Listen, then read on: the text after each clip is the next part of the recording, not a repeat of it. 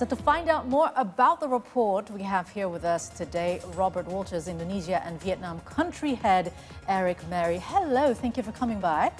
Eric, so we saw the report. It says that 40% of professionals expecting the salary increase of 10%, right? So how will this impact budgets, companies' budgets, as well as the talent retention? Thanks a lot for having me today. Pleasure.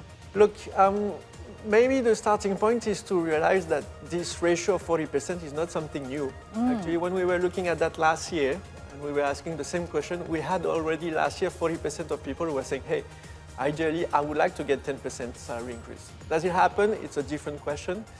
Certainly this year, companies have a budget where there is a focus on cost control.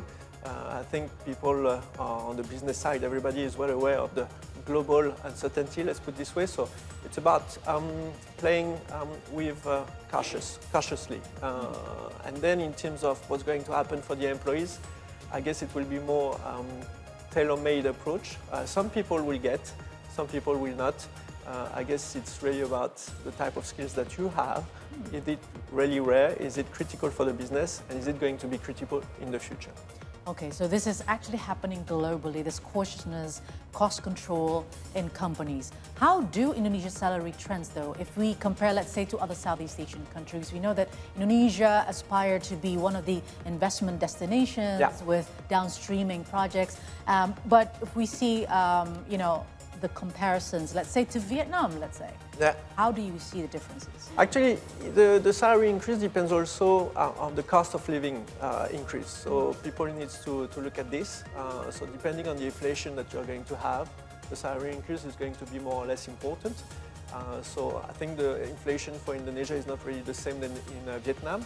And then the second topic is about the availability of talent. So it's all about the skills that you have. Is it in high demand and is it rare? If it's in high demand and rare, eventually salary increases are going to go very strongly, and sometimes it can get too expensive. And if not, it's going to be complicated to have a very high salary increase, and if you can get something that matches the inflation, it's already good. Okay, so if you say that the skill that is needed, what kind of skills are actually we're looking at when it comes to salary increase? So on the survey that we did, actually there were obviously a need for everything, but eventually sales and marketing are in high demand. Sales and marketing, okay. Yeah, definitely. I think it's the reflection of a country with 280 million people, with a lot of customers. So we want to increase sales, and to increase sales, we want to make sure that our products are well marketed. So there is a high demand for that. And there is always a consistent demand for finance people, because at the end of the day, with sales comes the reality. Are we making money? Are we profitable? Are we making the right investment to make this business grow faster? These are the two main demand in terms of skills. Okay, so despite of the expectations from the employees to have a raise in their salaries, how can companies actually balance these salary expectations with the budget limits and the cautiousness of the global uncertainties that are happening for the time being? Yeah, actually, I think we need to consider when it's about attracting people and keeping them to see what we can offer on the monetary side and the non-monetary side. So you have the salary expectation, okay, so you're going to receive X in terms of basic salary, but eventually you can put in place also a bonus scheme, which would be the translation of if we win together. Let's distribute the profit, but we need to be profitable. Okay, so a bonus based on the performance of the company. The other thing that is very important as well today is the medical insurance coverage. Health costs can be sometimes very, very pricey, so it's a benefit that people are really, really looking at for themselves, for the dependents. So it can be very, very important. And then you have all the non-monetary benefits. When we were surveying our candidates, they were saying that, you know what, when we consider a company, we are looking at the management. Is it an open and effective management? Are we going to feel that it's an environment where there is trust, when there is transparency, where the management is taking the input from all the different levels, where we have an environment that can be adaptable in a world that is moving faster and faster, where there will be also meritocracy. We can really measure the performance and get rewarded for that. The second non-monetary benefit will be around flexible hours. I think with the COVID time, we've realized that there might be different way of working. There was this big topic about flexible arrangement in terms of work from home, work from office. Today people are talking about flexible hours, so that's something very, very important. The third thing would be to create an environment where people feel inspired by their colleagues, they feel inspired by the culture. And maybe lastly, what's very, very important as well is to have visibility on the career path. That's something that people are going to look at.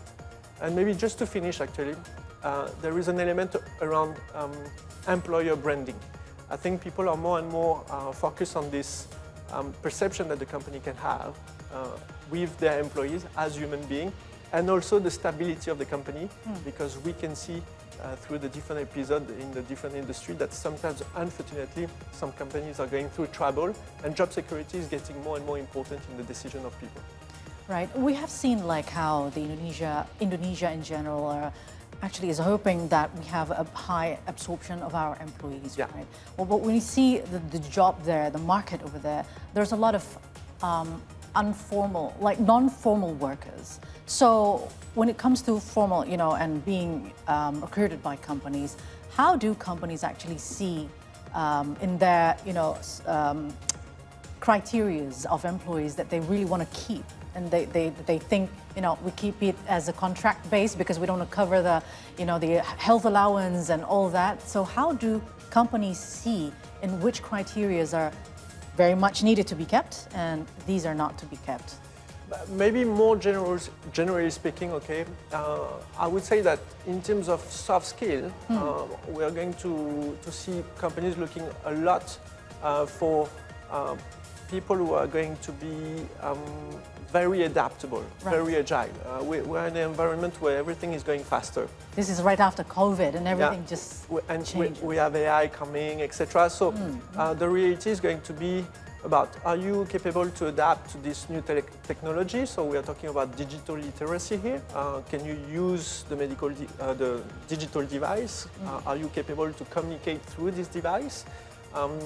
It will be a lot also about eventually developing your emotional intelligence, because we are in an environment where eventually if you can understand better what's around you, how you can interact with people, showing some empathy, showing some human touch in an environment that can be more and more technology driven, it's going to be skills that are going to be very important for a company to bet on people. Okay, so you have soft skills of adaptability, you are digital and AI savvy, and you have the ability to also read the surroundings. Yeah. That's what are important. So besides the hard skills, what are the best strategies for attracting and retaining top talent in today's market? And I see how Indonesians are now evolving into, leaders of, the global leaders somehow, made in Indonesia. But what are the best strategies for attracting these people? Maybe they opt to just go abroad and, find some other job out there. But what about in Indonesia itself? Look, I think people are always in demand to join a project, a journey, a leader, a vision. So first of all, it's about being clear about what's the purpose of the company, what do we want to achieve all together. I think there is a very big demand for that. And then in terms of a package, it's about trying to find this balance between the monetary aspect and the non-monetary aspect. And this is what's going to make the difference. And even within the company, depending on your employee, depending on the type of employee that you have, this balance might be different because the younger generation, in terms of monetary benefit and non-monetary benefit, might look for some things that are a bit different than the more seasoned people. So it's really about listening to what is the demand today, because it's also very important to take into consideration that what was expected 5 years ago, even 2 years ago, might not be the same today. And what is expected today from the employees might not be the same in 1 year or 2 years. So it's always a deal to be made between the company and the employees to make a partnership that can last. Are we also seeing still, in the previous generation, they might opt for multinational companies because it could give them stability, maybe higher level of salary as well. Is it still happening today? In terms of, actually, I think even in the younger generation, eventually they are obviously extremely agile, extremely adaptable. But there is a sense, I think, more and more to look for an environment that can be stable, because it's pretty reassuring. Yeah. Then the salary, the level of salary, it really depends. There is no one rule of big multinational is going to pay more than small one. I think we see a lot of diversity in what can be offered to candidates nowadays. Yeah, I mean, we see now people are always looking for hustle works as well. So perhaps if you're looking for commitment, committed workers, maybe those that kind of thing needs to be put into consideration as well by companies, right? So now we have seen also flexible work arrangements. Yeah. How did this impact labor productivity, I'd say? But the reality is that it can impact things positively. Right. It's really about, I think the starting point is being clear what is the outcome. So if your outcome focus on saying this is what is expecting to be delivered, the fact that you are starting at the same time than all the other colleagues, or you are starting 30 minutes earlier, or 1 hour earlier, or 30 minutes or 1 hour later, it shouldn't have any impact actually. And the reality is that sometimes, thanks to this flexibility, it can make just your personal life easier. And the overall work-life, I'm not going to talk about balance, but work-life harmony can be even more efficient. So that means that every day you come to work with more energy because you find a better harmony. But it doesn't mean that you are less productive. So productivity in terms of the flexibility given, perhaps, after the COVID-19 happened, it hit, and then a lot of companies have, applied, okay, you can work from anywhere you want because you don't have to come to the office. That also increases productivity in a way, or? Actually, it's very difficult to measure that yet. What's very, very interesting though is that when we are asking to the employees, hey, what type of working style are you looking for? Yeah. There are only 20% today who are saying, I want to work fully remotely. Right. It's not a lot, actually. If you would have asked this question 2 or 3 years ago when it was really trendy to work from home, the number was higher. And actually, we go back to, being physically with my colleagues, I can see the benefit of it. Especially when you have kids around and babies in the house. I mean, absolutely. Concentration is going to be dropped. It's not as easy as it looks. So every system has some strengths, some weaknesses, and actually when it's new, everybody is trying. It's a trial and error. Yeah. And over time, we are fine-tuning. So this is why on this work-life balance and harmony, working from home, working from the office, we see some change actually. A lot of companies are saying, hey, let's spend more time all together, because that's the best time to work as a team, that's the best time to learn from each other, that's the best way to support each other. That's the philosophy of some companies. And now if we have to fine-tune a few things, yeah, maybe we can work on what time you want to start, what time you want to leave the office, as long as the work is delivered. Okay. Now, when we talk about AI, the adoption and the growth in Indonesia as well, what sort of changing skill demands that we need to be put in place in order to also have the jobs going on for the humans? I mean, are there any specific maybe titles that will be replaced by AI? Look, I don't have a list of titles that is going to be replaced, but I think again developing this digital literacy, being comfortable with what's happening, embrace it, learning about it. That's the best way to grow with it. The second thing is about this emotional intelligence, because AI is going to be everywhere. It's going to be fantastic. It's going to make our life easier on many things.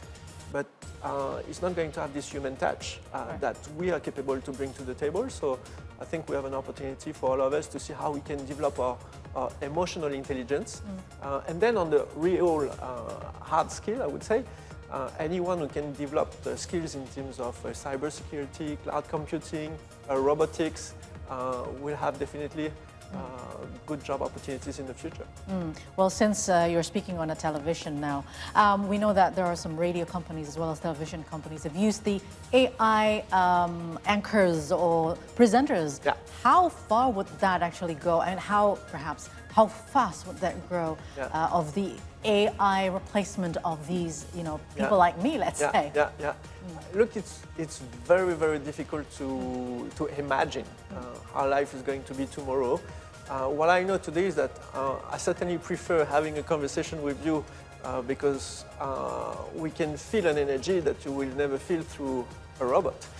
So at the end of the day, we are human beings, and I think it's important to get a human interaction and a human feeling from the people you are working with. But is it the same with people who are working, for example, like the editors, or maybe people working with machines and all that, that might be will become very efficient when it comes to AI and robots? It will. Actually, on many cases, AI is here to support you in your work. So there will be... So the term is supporting your Absolutely. work. It's not necessary to replace you. There will be some jobs that is going to be replaced, but not all of them. And it's about how you take advantage of this technology to actually discover an even better potential of how you can use your skill.